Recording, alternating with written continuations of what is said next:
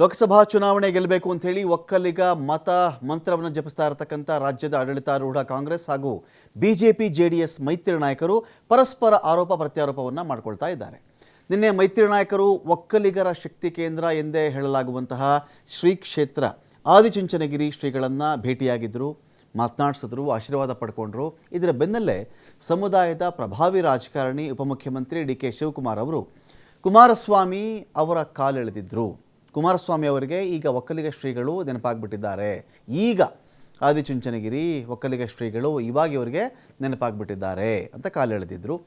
ಅವರು ಭೇಟಿಯಾದ ಮಾತ್ರಕ್ಕೆ ಶ್ರೀಗಳೇನು ಅಷ್ಟು ದಡ್ರಲ್ಲ, ಒಕ್ಕಲಿಗರು ದಡ್ರಲ್ಲ, ಯಾರು ಏನು ಅಂತ ಶ್ರೀಗಳಿಗೆ ತುಂಬ ಸ್ಪಷ್ಟವಾಗಿ ಗೊತ್ತಿದೆ ಅಂತ ಡಿ.ಕೆ. ಶಿವಕುಮಾರ್ ಅವರು ಕುಮಾರಸ್ವಾಮಿ ಅವರ ವಿರುದ್ಧ ವಾಗ್ದಾಳಿ ಮಾಡಿದರು. ಇದು ಕುಮಾರಸ್ವಾಮಿ ಅವ್ರನ್ನ ಕೆರಳಿಸಿತ್ತು ಕೂಡ. ಕುಮಾರಸ್ವಾಮಿ ಡಿ.ಕೆ.ಶಿ ಅವರಿಗೆ ತಿರುಗೇಟ್ ಕೂಡ ಕೊಟ್ಟಿದ್ದರು. ಇದರ ಬೆನ್ನಲ್ಲೇ ಕುಮಾರಸ್ವಾಮಿ ಅವರೇ ಆದಿಚುಂಚನಗಿರಿ ಮಠದ ಶ್ರೀಗಳ ಫೋನನ್ನು ಟ್ಯಾಪ್ ಮಾಡಿಸಿದ್ರು. ಅಂದರೆ ಕುಮಾರಸ್ವಾಮಿ ಅವರು ಮುಖ್ಯಮಂತ್ರಿ ಗಾದಿ ಅಲುಗಾಡಕ್ಕೆ ಶುರುವಾಗಿತ್ತು. ಆ ಸಂದರ್ಭದಲ್ಲಿ ಯಾರ್ಯಾರು ಮಾತಾಡ್ತಾ ಇದ್ದಾರೆ, ಯಾರ ಸಂಪರ್ಕದಲ್ಲಿ ಯಾರಿದ್ದಾರೆ, ಶ್ರೀಗಳ ಕಡೆಯಲ್ಲಿ ಯಾರ್ಯಾರು ಮಾತಾಡ್ತಾ ಇದ್ದಾರೆ, ಶ್ರೀಗಳು ಯಾರೊಂದಿಗೆ ಮಾತನಾಡ್ತಾ ಇದ್ದಾರೆ, ಅವ್ರ ಪಕ್ಷದವ್ರು ಯಾರ ಜೊತೆಲಿ ಮಾತಾಡ್ತಾ ಇದ್ದಾರೆ, ಕಾಂಗ್ರೆಸ್ನವ್ರ ಕಥೆ ಏನಾಗಿದೆ, BJP ಕಥೆ ಏನಾಗಿದೆ ಅಂಥೇಳಿ ಆಗ ಫೋನ್ ಟ್ಯಾಪ್ ಮಾಡಿಸ್ತಾ ಇದ್ರು ಅಂತ ಆರೋಪ ಕೇಳಿ ಬಂದಿತ್ತು. ಕುಮಾರಸ್ವಾಮಿ ಅವರು ಅನೇಕ ರಾಜಕಾರಣಿಗಳ, ಸ್ವಾಮೀಜಿಗಳ ಫೋನನ್ನು ಕದ್ದು ಕೇಳಿಸ್ಕೊಂಡಿದ್ದಾರೆ ಅಂತ ಒಂದು ಆರೋಪ ಕೂಡ ಇತ್ತು. ಇದೀಗ ಮತ್ತೆ ಮುನ್ನೆಲೆಗೆ ಬಂತಿದ್ದು.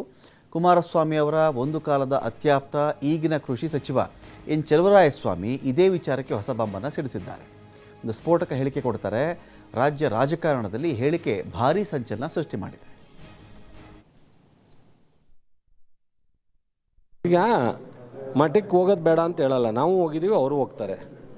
ಈ ಭಾಗದ ಪ್ರಮುಖವಾದಂಥ ಮಠಗಳು JSS ಇದೆ, ಸಿದ್ಧಗಂಗಾ ಇದೆ, ಚುಂಚನಗಿರಿ ಇದೆ, ಹೋಗ್ತಾರೆ, ನಾವು ಹೋಗಿದ್ದೀವಿ. ಆದರೆ ಅವ್ರಿಗೂ ನಮಗೂ ಡಿಫ್ರೆನ್ಸ್ ಇದೆ. ಫೋನ್ ಟ್ಯಾಪ್ ಮಾಡಿದಾರೆ ಯಾರು? ಇದೇ ಕುಮಾರಸ್ವಾಮಿಯವ್ರ ಸರ್ಕಾರದಲ್ಲಿ ಫೋನ್ ಟ್ಯಾಪ್ ಆಯಿತು, ನಿರ್ಮಲಾನಂದ ಸ್ವಾಮೀಜಿಯವ್ರದ್ದು. ಫೋನ್ ಟ್ಯಾಪ್ ಮಾಡಿದಾರೆ ಯಾರು? ಇದೇ ಕುಮಾರಸ್ವಾಮಿಯವ್ರ ಸರ್ಕಾರದಲ್ಲಿ ಫೋನ್ ಟ್ಯಾಪ್ ಆಯಿತು, ನಿರ್ಮಲಾನಂದ ಸ್ವಾಮೀಜಿಯವ್ರದ್ದು. ಸೊ ಎರಡನೇ ಮಠ ಹುಟ್ಟಾಕಿದ್ದಾರೆ ಯಾರು? ಬಾಲಗಂಗಾಧರ ಸ್ವಾಮೀಜಿ. ಅವತ್ತು ನಾನು ಅಲ್ಲೇ ಇದೆ. ಇದೇ ಜನತಾದಳದ ನಾಯಕತ್ವ ಅವತ್ತು ಎರಡನೇ ಮಠ ಹುಟ್ಟಾಕ್ಲಿಕ್ಕೆ ಮಾಡಿದ್ದು. SM ಕೃಷ್ಣವ್ರಿಗೆ ಒಂದು ಅವಕಾಶ ಸಿಗ್ತಿತ್ತಲ್ಲ, ಮಂಡ್ಯ ಜಿಲ್ಲೆಯವರಿಗೆ ಎರಡನೇ ಮುಖ್ಯಮಂತ್ರಿ ಆಗಲಿಕ್ಕೆ, ಎರಡನೇ ಬಾರಿ ಒಕ್ಕಲಿಗರಿಗೆ ಒಂದು ಅವಕಾಶ ಸಿಗ್ತಿತ್ತಲ್ಲ, ಅದನ್ನು ತಪ್ಪಿಸ್ತಾರೆ ಯಾರು? ಧರ್ಮಸಿಂಗ್ ಅವ್ರನ್ನ ಮಾಡಲೇಬೇಕು ಅಂತ ಹೇಳಿದಾರೆ ಯಾರು? ಅದನ್ನು ಅವರೇನೆ. ಅದು ಹೆಂಗೆ ಅವರು ಮತ ಕೇಳ್ತಾರೋ ಗೊತ್ತಿಲ್ಲಪ್ಪ ನನಗೆ. ಈಗ ಮಠಕ್ಕೆ